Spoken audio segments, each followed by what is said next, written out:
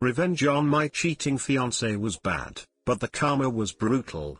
This happened to me about 1999 2000s, when I was 19 to 20 years old.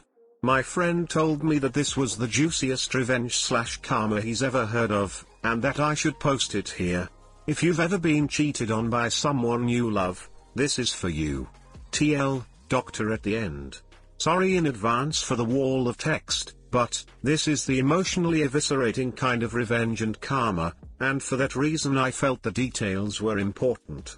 I was single, after 5 years with my then boyfriend, and had finally mustered the courage to tell my junior high school crush, let's call him DN, douche nozzle, about the candle I'd been holding for him for the past 7 years, ever since the first time we met. I was still somewhat new to the Pacific Northwest after leaving my home of Alaska, and figured well he's in Alaska and I'm here, and never moving back, so I might as well let the unspoken thing be spoken, get the answer I'm sure is coming, and move on with my life. I was pretty sure that once I laid down all the cards, he wouldn't have wanted to be friends with me anymore, or would have said something like I am not into you that way.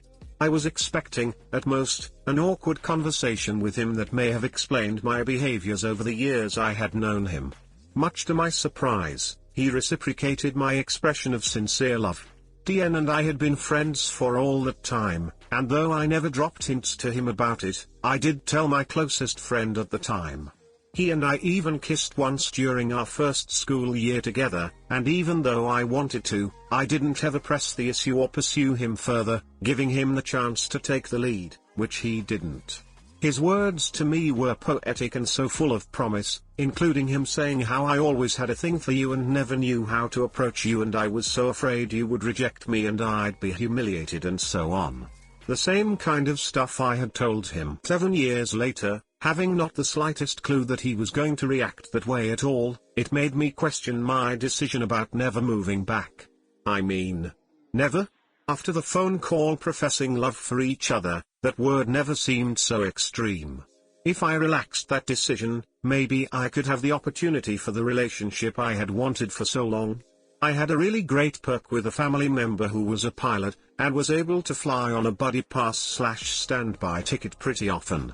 So I decided to fly up to Alaska every couple of weeks to see DN. Once the news got around, everyone in our circle of friends would exclaim OMG you plus DN. I always hoped you two would end up together, you are the perfect couple. I thought it was super cheesy and romantic, but it actually felt validating and nice because that was what I had envisioned and hoped people would say about us.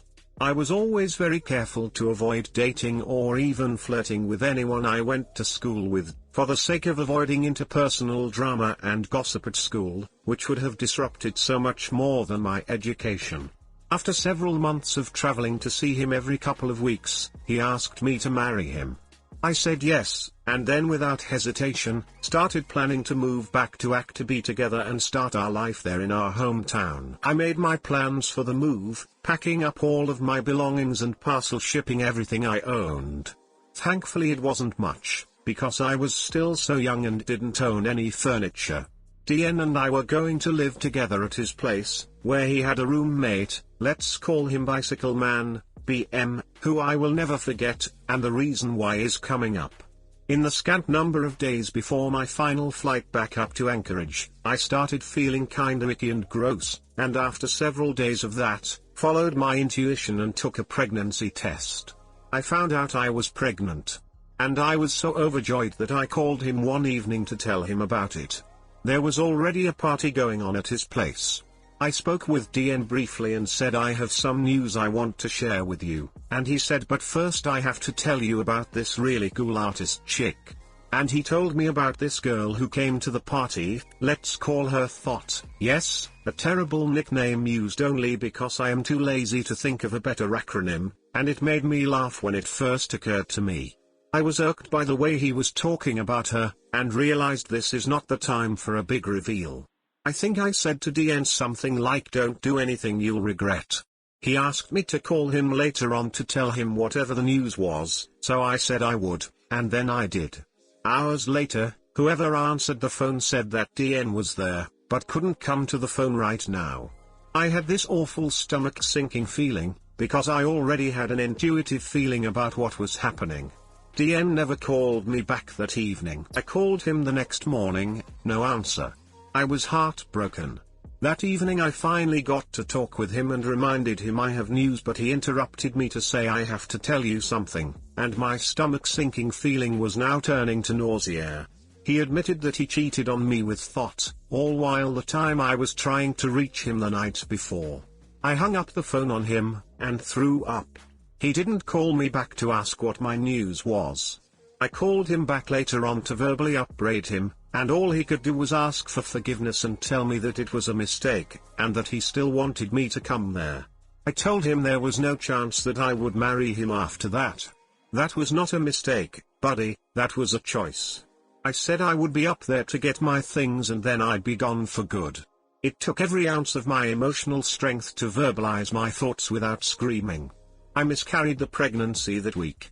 Add that on to the absolute devastation that this person I had longed for after all these years didn't actually intend on a committed relationship after proposing to me, and then I had to deal with the immense pain of losing my first pregnancy. And then to top that off, I had to fly up to Anchorage weeks before Christmas, to pick up all of the stuff I had already parcel shipped there, wait for it to arrive, with nowhere else to go but DN's home. I had to face him and be around him, after having my heart thoroughly crushed. I knew also that all of our mutual friends, and our families, would either learn the truth, or would be told lies, if DN tried to save face about his mistake. I didn't know DN to be that kind of person, but then, I didn't know him to be a cheater, either, so, all bets were off when it came to an educated guess about what course of action he would take. So I got on the plane, flew up north to Alaska, and of course, DN didn't remember he told me the day before that he'd pick me up at the airport. Or, he didn't think it was worth it. Whatever it was the most awful feeling to be forgotten about, and left there stranded. Even more humiliating was when an elderly couple at the airport saw me waiting alone, picked up my lost girl vibe, and asked me if I was okay, and I lost my calm demeanor, broke down in tears at the airport. I shooed away the well-meaning couple because I couldn't keep my shit together long enough to be gracious about any help they could have offered. I finally got a cab and went out to his place. Banged on the door outside and waited until I couldn't feel my fingertips anymore, and the racket finally woke up BM, who let me inside. DN was in his room passed out on his bed. I went to the living room couch and waited. I didn't know exactly how to confront him, so I didn't.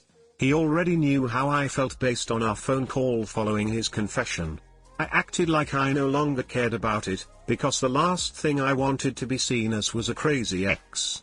There was no way I was going to let his behavior and choices besmirch my reputation, so I acted cool and dispassionate as if it were all just a matter of fact end to a relationship. I kept to myself as much as possible. DN must have taken that as some sort of sign that we were just/only friends, as if we never had a relationship, as if he had never asked me to marry him. And he had the bright idea to invite Thought over to meet me. As it turned out, DN told Thought that I was just a friend and he never told her about our relationship, engagement, me visiting frequently to see him, me moving there to be with him, etc. It was like I was just erased and discarded. Looking back, this is a very clear case of a narcissist's relationship pattern of idealize/devalue/discard. Every moment between arriving there and leaving felt like it was just me crying and feeling so incredibly hurt that it broke my whole world. I had sacrificed my family, who had all moved to the Pacific Northwest by that point. I left my job, so that I could move back to Alaska and be with DN. I was so into the idea of a relationship with him, it didn't even feel like I had sacrificed for the sake of our relationship. But, I did. And it hit me that I sacrificed family and job who had never hurt me, at least not in the way DN had hurt me. I regretted leaving them to be with DN and his empty promise of love. When the news spread to our mutual friends and his family, no one could understand why DN and I were split up. While everyone understood why I was crying and upset, no one really knew what to do with the constant stream of tears. I maintained my composure as being the not crazy ex to the best of my ability. This all happened in front of people who knew both of us for years. They were dumbfounded about Thought and what she was doing with DN. They put the puzzle pieces together themselves. I kept my mouth shut and only stated facts when I was asked. Yes, DN would rather be with her. So he is with her. I'm here waiting for my things to arrive so that I can ship them back, and then I'm getting on the next flight out of here. One day out of the total 2 weeks I was there, BM, remember? Came out of his room and saw me and my silent waterfall of tears, and just said to me, DN is a total asshole. If I were you, I would be crying too. For some reason that made me feel better about the whole thing. BM was a muscly badass to a young woman like me, and for him to say that made me feel like the world wasn't such a cruel place after all. I still had not told anyone about the pregnancy, or the loss, because even though I was grieving and in pain, if I mentioned any of that, I knew that I would be treated like a crazy ex who was making up stories to make him feel worse or make it all about poor me, and I just didn't need any more bullshit on top of that. I suffered in silence and perfected the art of crying without making a sound so that I wouldn't draw anyone else's attention to my grief. Over those 2 weeks, DN invited Thought over frequently. He probably thought it was no big deal to me. He was not thinking about me or how his behavior was affecting me. I was in a state of shock. I never thought he would treat me like that, after I had known him for so long and had never seen him behave in that way. I stayed on the couch while the two of them had their fun in DN's room. Within earshot. A move that is such an asshole thing to do that I am still surprised it didn't instantly place his likeness in the dictionary under the definition of sociopath. I didn't have the energy to confront DN or to argue as to why doing something like that was cruel and heartless.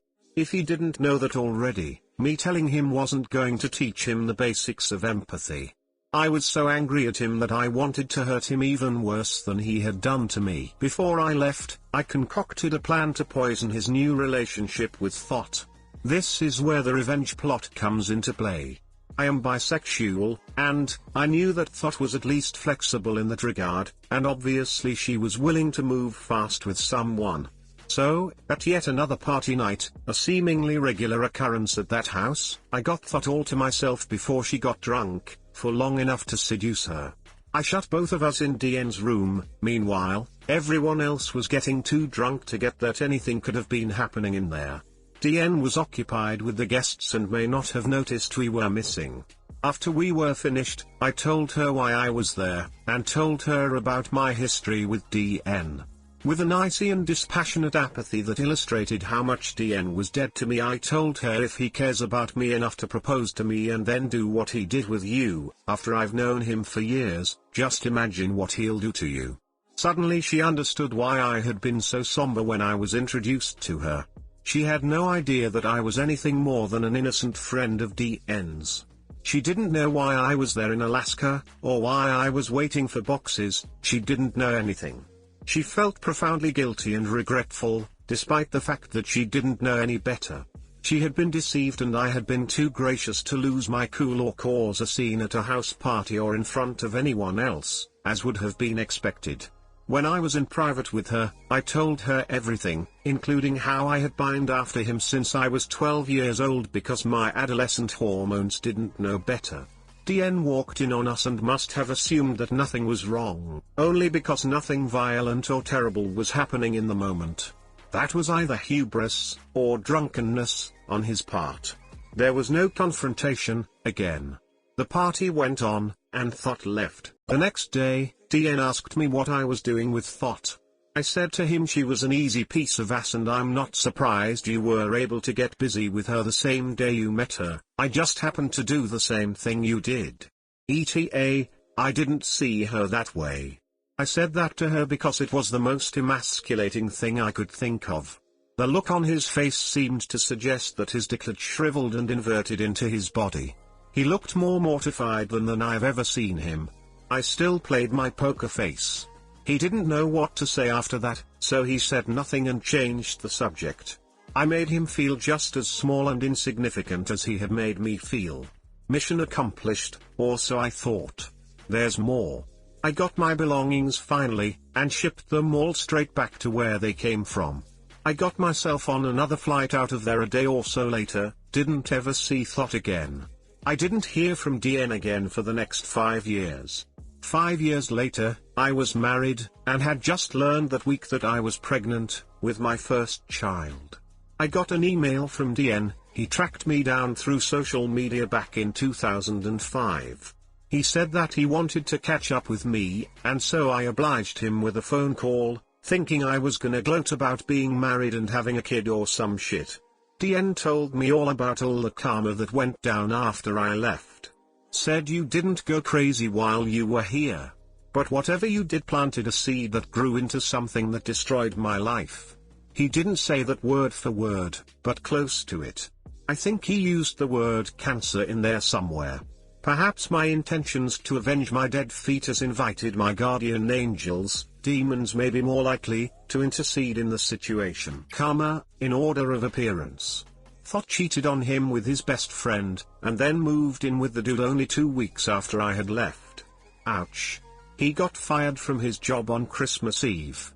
His boss was another mutual friend who heard about what he did to me, decided he didn't want the guy working at his video store anymore. Ouch. His truck broke down in front of an electrical station, got impounded. He didn't have enough money to get it out, since he lost his job. So he lost his truck, too. Ouch. That is pretty bad when you live in a place like Alaska, in the middle of winter. His family caught wind of what went down with me and disowned him. Ouch. I thought that was pretty extreme. What did they hear? I never found out, but just chalked it up to karma. After Thought was gone, his remaining friends, unsurprisingly, threw another drinking party at his place. Except that this time they got DN wasted drunk, and then beat the crap out of him and threw him out of his own home into a snow berm, and locked him out. He took refuge with a neighbor, but later on he had to leave the state because he had been shunned by all his remaining friends, had no family or job or truck, etc., and was now single, without even a thought to lean on. When we spoke, he had been living in Texas and rethinking his life, and wanted to know how I was doing after our engagement friendship ended. And that was when I decided that the time was right to tell him about the baby we could have had. And then, distinguished guests, was when he started to cry, and I told him how much it sucked for me, to feel like I couldn't have told him about before, for the reasons I mentioned above. And then I heard his forlorn ugly cry on the other line. He was sobbing on the other line, and couldn't stop apologizing. He said I had no idea you were pregnant. I felt a momentary indignant rage, and sublimated it with another poker face moment, in my matter-of-fact, emotionless response. We had sex, so it's not like it was impossible for that to happen. I tried to tell you. At the time, it was more important for you to confess your horrible choice than listen to my news. You didn't have any idea that I was pregnant because you didn't care to know. You didn't even ask. More sobs on the other end of the line, and more apologies than I've ever heard in my life from anyone. I ended our call by saying it's really okay, I don't hate you. I wanted to say I pity you, but held my tongue. Things are better for me now. I'm married, and we just found out that we are pregnant with our first child. Anyway, it's really been nice catching up with you, and finding out what happened with your life. Sorry to hear it's been difficult. Let's keep in touch. He didn't. I don't know why he bothered contacting me in the first place, because he must have had some idea how that call was going to go down, but he probably wasn't counting on finding out that he could have been a father, and we could have had a family together, if only he hadn't crushed the heart of someone who actually cared about him.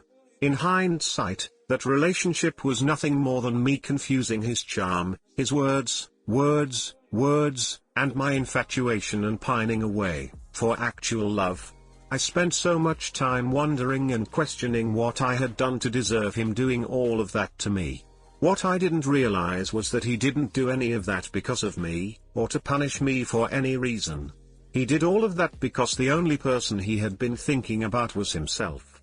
It took me many more years before I would learn how to identify narcissistic behavior, And now, looking back, I realized that I had narrowly escaped getting myself stuck in Alaska and romantically committed to a person who has little capacity for empathy, and doesn't feel remorse when he wrongs someone. I learned how to get revenge by maintaining my grace and composure, stating only the facts, keeping my emotions to myself and my demeanor together, just long enough to plant doubt in the heart of the new/other woman. 5 years after he crushed my heart, he cried enough to fill a bottle with his tears, and my satisfaction poured it over the flowers on the grave of our tiny, dead fetus. I'm sorry, baby. TL, Drive, the super short version. My fiance cheated on me, so I got revenge by seducing the other woman. TL, Drive, the mini novel. I confessed to a childhood friend that I had feelings for him. He reciprocated, proposed to me, then within a day of me finding out I was pregnant with our baby, he confessed that he cheated on me before I could tell him about the pregnancy. I miscarried and decided to hurt him as bad as he hurt me, by seducing his mistress. She left him for his best friend a couple of weeks later. Then, by the magical combination of word traveling through our circle of friends, and some really powerful karma, he was disowned by his family, got fired from his job on Christmas Eve, his truck broke down and got impounded, and he couldn't afford to recover it. And then all of his friends got him wasted and threw him out of his own home into the snow. He had to leave the state following his fall from grace. He got in touch 5 years later just to tell me about it, for me to tell him, finally, about our dead fetus, and that I had moved on, got married, and was pregnant and starting a family with my husband. Hey guys, please like, comment, and subscribe. It would really help me out, thanks. Wow. You mic dropped 5 years later. Karma did all the work for you. You don't deserve this asshole. I hope you found the love and happiness you've always longed for. Thank you. It felt terrible to do what I did with thought, to connect with her intimately and use her for the sake of hurting DN. I took no pleasure in it. She took collateral damage in that situation, and I regret that. All of the love and happiness, it was always inside my own heart, waiting for me to discover it and nurture it. If I had known that earlier in my life, I never would have spent such a long time hoping that my childhood crush would accept me. I never would have allowed someone to treat me the way he did, even for the sake of all of my worldly possessions. I learned that lesson later on in life. I needed to accept myself. The fact that you were able to maintain your composure for 2 weeks while being in the same vicinity as him amazes me. Good shit. Your story fulfilled every revenge fantasy I ever had. Now time to unsubscribe. That's the kind of thing that can destroy a person, especially if they were trying to clean themselves up and make amends for all the shit they did in the past. He thought that what he did was bad, that he had paid for it and was coming clean, but then suddenly found out that what he thought was the bulk of his bullshit was just the tip of an iceberg of horribleness that he had no idea about. All of a sudden, he had to deal with a much bigger loss than he could have imagined. I shouldn't have treated her like shit, it ruined my life, too. I could have had a loving family if I has just shut my mouth for a few seconds. Flawless victory.